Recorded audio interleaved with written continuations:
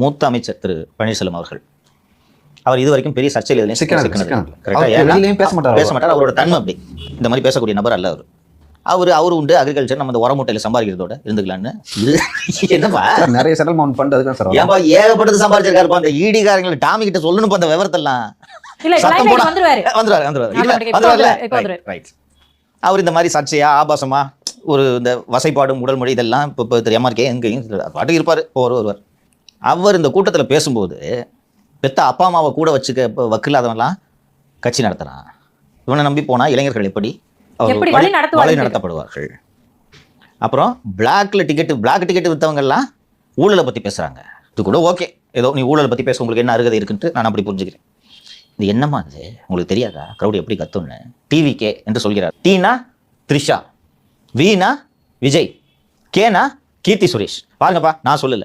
இப்போ எம்ஆர்கே எப்படிப்பட்டவர் என்று நான் சொன்னேன். இது எம்ஆர்கேவாக பேசியதா? இல்ல எம்ஆர்கேக்கும் டிவிகேக்கும் என்ன சம்பந்தம்? என்ன சம்பந்தம்? இல்ல ரெண்டு பேருக்கு முன்பகை இருக்கா?